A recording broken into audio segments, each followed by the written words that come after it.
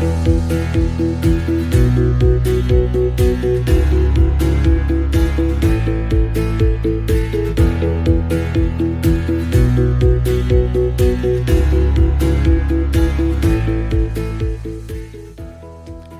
to Spiritual Straight Talk, where it's all about enhancing your spiritual walk through life, with host Suzanne Thibault, animal communicator and spiritual life coach. Listen in and discover inspiration for living a divinely inspired life. And now, your host, Suzanne Thibault. Welcome to episode 95 of Spiritual Straight Talk. Hi, I'm your host, Suzanne Thibault.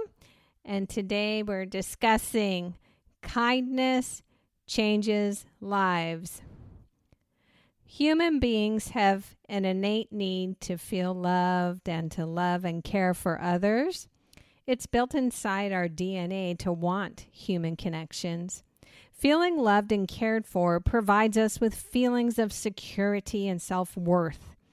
Caring for others provides us with feelings of happiness in supporting others.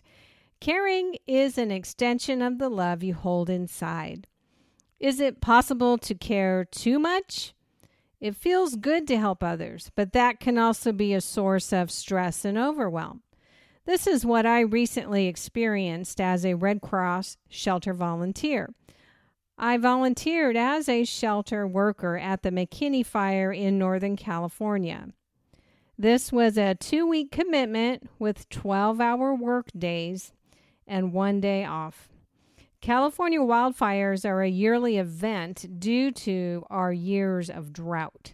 Every summer, July through November, wildfires break out in our beautiful forests, disrupting wildlife, people, homes, and businesses.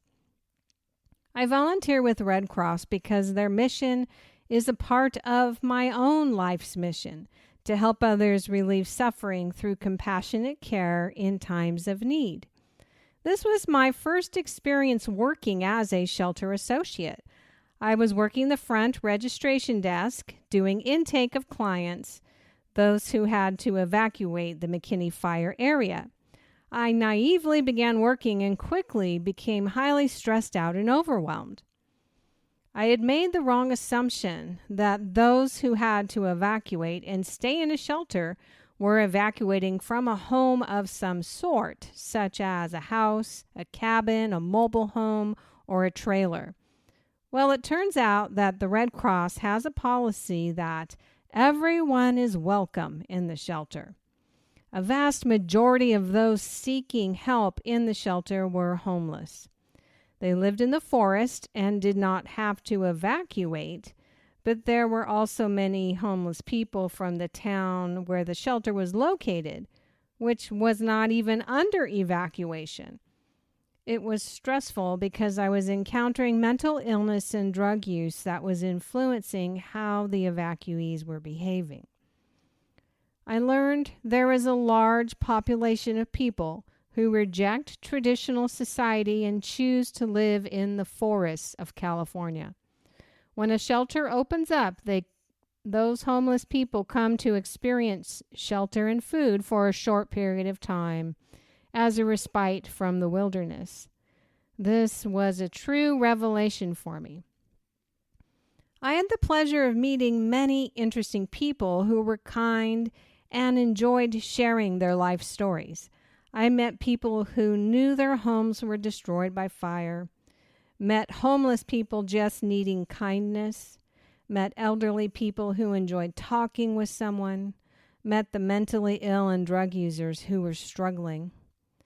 The shelter I was working at was housing about 90 people inside on cots and outdoors camping with their dogs.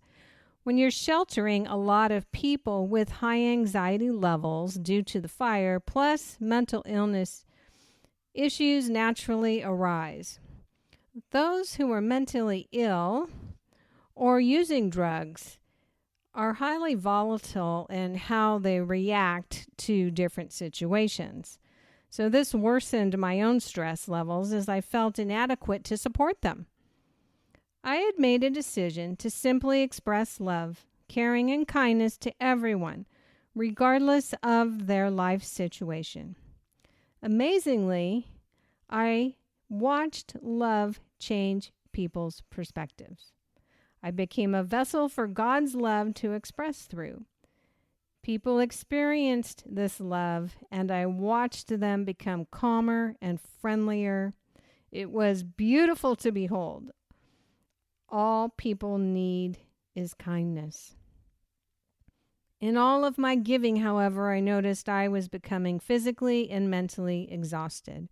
Working 12 hours a day for 2 weeks with 1 day off is very exhausting.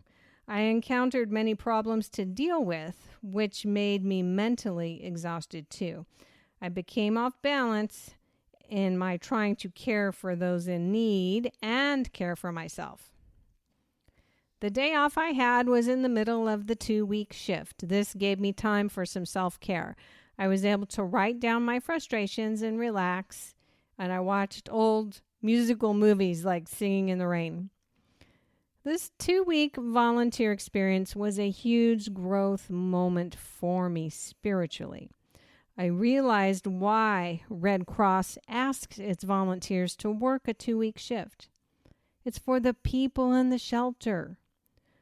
When the evacuees see you each day, talk to you each day, they become more comfortable and know that they are truly supported. They relax just enough to stop their constant worrying about their situation and become able to look towards the future. The biggest revelation and lesson for me personally is that in simply expressing love, kindness, and caring to others, despite their life situation, that love helps foster positive change for others.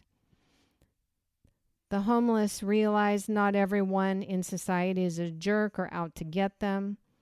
They realize there are still kind, caring people in the world. They begin to realize they can change their life if they choose to. And when they choose to change, their life situation improves. I witnessed a homeless man accept and receive help from county social services. They found him an apartment for him to restart his life. I witnessed an 82-year-old woman who had stopped eating because of her anxiety change her mindset. She had lost her home in the fire after only living there for 1 week. Once she realized she was supported at the shelter, she began eating and talking with everyone. I befriended an elderly man who found his voice in talking to us volunteers. He was so excited to have human connection. He has decided to become a Red Cross volunteer himself. I met amazing young men who assisted us with shelter work, giving of their free time to support others. I met extremely kind kids who cared for their baby sisters. Everywhere I looked, I witnessed kindness and compassion in action. The Red Cross is in great need of volunteers in California. Our shelter was short-staffed, which was part of the reason my job was so difficult. Might you consider volunteering with the Red Cross to support those in need? It truly is soul-fulfilling work. The next time you notice a homeless person, give them a warm smile. They are human beings who deserve kindness and compassion too. Love is the answer to so many of life's problems. Once you witness love in action to support someone's life, you realize that love literally makes all things possible. We all share the greater responsibility to be love, to give love, to spread love, to support others, and support this world. If you think your life doesn't make a difference, then simply smile kindly at someone in the store and watch what happens. This is the power of love and kindness and caring. Thanks for listening in today. And as I realize every day, love does make all things possible. Thank you for listening to Spiritual Straight Talk with Suzanne Thibault. If you enjoyed this episode, tell a friend and subscribe on iTunes or Spotify. To connect with Suzanne, visit www.suzannethibault.net. Follow us on Facebook and Instagram. Thank you for listening.